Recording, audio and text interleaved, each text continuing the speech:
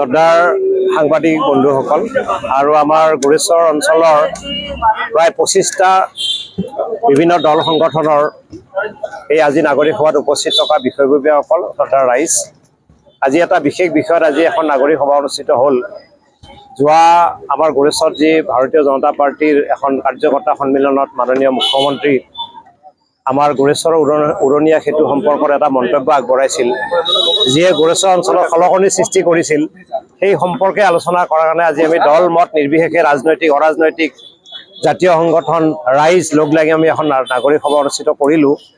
আৰু একেমুখে আমি এইটো দাবী কৰিলোঁ যে গোৰেশ্বৰত যিখন উৰণীয়া সেতু প্ৰপ'জ হৈ আছে BTC চুক্তিমতে, সেইখন অতি শীঘ্ৰে নিৰ্মাণ কাৰ্য হাতত ল'ব লাগে। আৰু সেই উৰণীয়া সেতু নিৰ্মাণৰ লগে লগে আমাৰ গোৰেশ্বৰত বৰ্তমান যিটো ৰেল গেট কাৰ্যক্ষম হৈ আছে, সেই ৰেল গেট অক্ষত অৱস্থাত ৰাখি পেলাই আমাৰ উৰণীয়া সেতুখন নিৰ্মাণ কৰাৰ বাবে আজি আমি দল সংগঠন ৰাইজে আমি মত পোষণ কৰি পেলাই আজি এটা প্ৰস্তাৱ আমি গৃহীত কৰিছোঁ। আমি আটাই জানো গোৰেশ্বৰ এতিয়া আমি এখন নগৰলৈ উন্নীত হৈছে। গোৰেশ্বৰ পৌৰসভা, পৌৰ নিগম আছে, পৌৰসভা আছে, আৰু জনসংখ্যা যথেষ্ট বৃদ্ধি হৈছে, গাড়ী মটৰ বৃদ্ধি হৈছে, আধুনিক যুগৰ আধুনিক পৰশ পাইছে। গতিকে আমাৰ গোৰেশ্বৰ অঞ্চলৰ যাতায়াতবিলাক সুচল কৰাৰ কাৰণে এই অভাৰব্ৰিজখন আজি গোৰেশ্বৰবাসী ৰাইজৰ বহুদিনীয়া সপোন আছিল, আৰু এই বহুদিনীয়া সপোনটো বাস্তৱত ৰূপায়িত কৰাৰ ক্ষেত্ৰত বিভিন্ন ধৰণৰ বাধা বিঘিনিৰ সন্মুখীন হৈ আহিছে। আজি 2010 চন মানৰ পৰা এই বিষয়টো আমি গোৰেশ্বৰবাসী ৰাইজে হ'ব বুলি পেলাই আশা পালি বহি আছিলোঁ, কিন্তু আজিলৈকে তাৰ বাস্তৱ যিটো ৰূপায়ণ, এই বাস্তৱ ৰূপায়ণটো হৈ উঠা নাই। এতিয়া আজি আমি নাগৰিক সমাজে আৰু দল সংগঠনে এইটো দাবী কৰিছোঁ যে এই কাৰ্যটো আমাৰ সোনকালে সমাপন হওক, আৰু গোৰেশ্বৰৰ হাজাৰ হাজাৰ যি জনতা, সেই জনতাৰ যিটো যাতায়াতৰ যিটো সুব্যৱস্থা, সেইটো যাতে আমাক চৰকাৰে কৰি দিয়ে।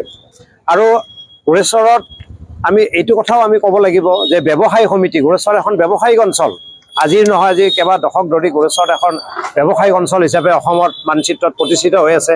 আমি এইটোও নিবিচাৰোঁ যে অভাৰব্ৰিজখন হোৱাৰ ফলত ব্যৱসায়ীসকল সকলো ফালেদি লোকচান হওক বা সমস্যাৰ সন্মুখীন হওক, এইটোও আমি নাগৰিক সমাজে আমি নিবিচাৰোঁ।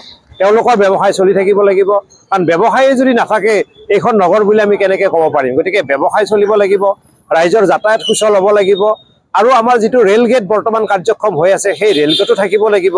এই আটাইখিনি কথাই আমি আমাৰ যিটো দাবী পত্ৰ, সেই দাবী পত্ৰত আমি সন্নিৱিষ্ট কৰি আমি কম সময়ৰ ভিতৰতে আমাৰ যিটো বিভাগীয় আমাৰ গাৰ্জেন মিনিষ্টাৰ আছে জয়ন্ত মল্ল বৰুৱা ডাঙৰীয়া, তেখেতৰ থ্ৰুৰে আমি অসমৰ মাননীয় মুখ্যমন্ত্ৰী, অসমৰ মাননীয় সাংসদ দিলীপ শইকীয়া ডাঙৰীয়া, উৰ্ষা ৰণগৌৰা নাৰ্জাৰী, এই সকলোবিলাকক আমি পৰ্যায়ক্ৰমে লগ ধৰি আমাৰ যিটো সমস্যাটো সমাধানৰ ক্ষেত্ৰত আমি মেমৰেণ্ডাম দিয়াৰ কাৰণে এটা চিন্তা চৰ্চা কৰিছোঁ। আৰু এই সভাতেই গোৰেশ্বৰ নাগৰিক সমিতি বুলি পেলাই এটা আমি সমিতি বনাইছোঁ, য'ত প্ৰথমবাৰৰ কাৰণে কি হৈছে, সকলো ৰাজনৈতিক অৰাজনৈতিক ছাত্ৰ সংগঠন, জাতীয় সংগঠনৰ এজনকৈ সদস্য ইয়াত অন্তৰ্ভুক্ত কৰি লোৱা হৈছে, যিয়ে গোৰেশ্বৰ সামগ্ৰিক সমস্যাসমূহৰ ওপৰত আলোকপাত কৰিব আৰু বিভিন্ন সময়ত সেই সমস্যাবিলাক যাতে সমাধান কৰিব পাৰি তাৰ কাৰণে কাৰ্যব্যৱস্থা ল'ব।